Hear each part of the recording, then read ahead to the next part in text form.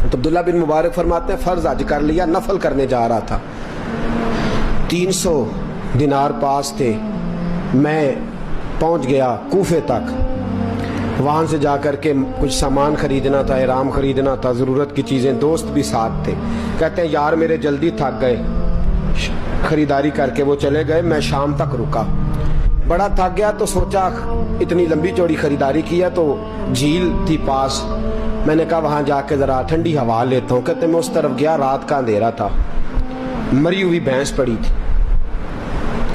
یہ کچھ 700-800 سال پہلے کی بات عرض کر رہا ہوں، کہتے ہیں مری ہوئی بھینس پڑی تھی، ایک عورت کالے برقعے میں نقاب پوش آئی اور اس بی بی نے مری ہوئی بھینس کا خنجر سے گوشت کاٹا، تھیلے میں ڈالا اور دوڑی، کہتے ہیں میرے ذہن کے اندر خیال آیا کہ بی بی کوئی ہوٹل چلاتی ہے اور مردہ جانور کا گوشت لوگوں کو کھلاتی ہے، ویسے تو جاسوسی منع ہے، اس نیت سے کہ مسلمانوں کو بچاؤں اس کے پیچھے ہو لیا۔ کہتے ہیں وہ گلیاں گزرتی گزرتی کوفے کی تنگ گلی میں گئی، ایک بڑا سا دروازہ لکڑی کا، بڑا پھاٹک جو پرانے شہروں میں ہوتے، کہتے ہیں اس بڑے پھاٹک پر اس نے زور زور سے دستک دی، دونوں ہاتھوں سے دروازہ کھلا، وہ عورت اندر داخل ہوئی تو 3-4 بچیاں جھٹ سے اس کے گرد اکٹھی ہو گئیں، اماں کچھ لائی ہو؟ تو رونے لگی، کہنے لگی میں کچھ نہیں لا سکی، کہنے لگی یہ مردہ جانور کا گوشت ہے، اور حضور نے فرمایا جب مرنے لگو تو مردار کھا کے بھی جان بچا لو، اب میں دیکھتی ہوں تم سے کھڑا نہیں ہوا جاتا، نہ کھاؤ گی تو گر پڑو گی، یہ مردہ ہی ہے پکا لو۔ کہتے ہیں اگلے لفظ اس عورت نے کہے تو میں باہر کھڑا چیخنے لگا، وہ کہنے لگی ہم سید زادیاں ہیں، صدقہ زکات کھا نہیں سکتی، پر سب روگاں دا روگ محمد، جس دا نام غریبی، کنڈ ولا کے لنگ جاندے سب دوست یار قریبی، سید ہیں، صدقہ زکات یہ مردار کھا کے گزارا کرو۔ کہتے ہیں پھر اس عورت نے 4 بیٹیوں کو سینے سے لگایا،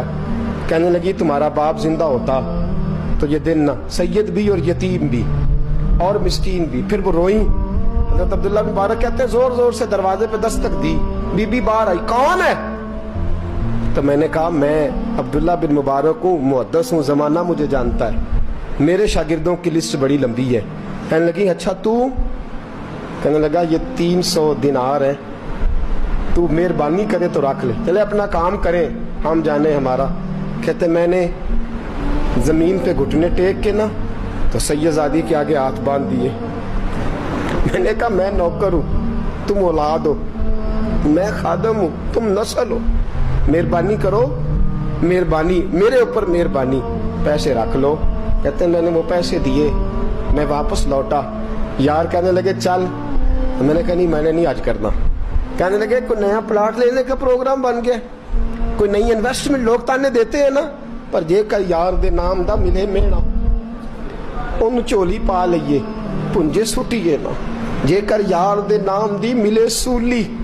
چھوٹا چھوٹ لئیے پشانٹیے نا۔ کہتا ہے میں نے کہا یار جیسے تمہاری مرضی سمجھ لو، یہ میرا راز ہے میں بتاتا نہیں۔ فرماتے ہیں لوگ حج کرنے چلے گئے، میں وطن آ گیا، 6 ماہ کے بعد قافلے لوٹے، جاگ کے سننا ذرا بات، میرے نبی نے فرمایا تو میرے امتی کی پریشانی دور کر، اللہ کامل حج کا ثواب دے گا۔ فرمایا میرے حبیب علیہ السلام کے امتی حضرت عبداللہ بن مبارک فرماتے میں آیا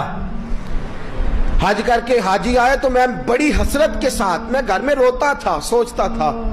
آج وہ مینا میں ہوں گے، آج وہ مزدلفہ عرفات میں ہوں گے، آج وہ لوگ جمرات کی رمی کر رہے ہوں گے، میں تڑپ کے سوچتا تھا آج در رسول کی حاضری دے رہے ہوں گے۔ کہتے میں روتا تھا، جب حاجی لوٹے 6 ماہ کے بعد تو حاضری دینے گیا، ملنے گیا، پہلا دروازہ کھولا حاجی صاحب نے، میں نے کہا مبارک ہو، کہتے ہیں میں نے مبارک دی ذرا سنیے گا، کہتے ہیں وہ حاجی مجھے ڈانٹنے لگے، کہنے لگے چھوڑ یار، اتنا بڑا آدمی ہو کے تو غلط بات کرتا ہے۔ میں نے کہا کیا ہوا؟ کہنے لگے تو نے ہمیں کہا کہ جانا نہیں، اور پھر ہم مینا میں آوازیں دیتے رہے، تو بات ہی نہیں سنتا تھا، ہم آوازیں دیتے رہے، ان اللہ علی کل شیء قدیر، آوازیں دیتے تھے، سنتا نہیں تھا۔ کہتے میں حیران ہوں، میں یار میں تو گیا نہیں، کہنے لگے ہم 11 حاجی جھوٹ بولتے ہیں تو اکیلا سچ بولتا ہے، सबने देखा है। कहते मैं पलट आया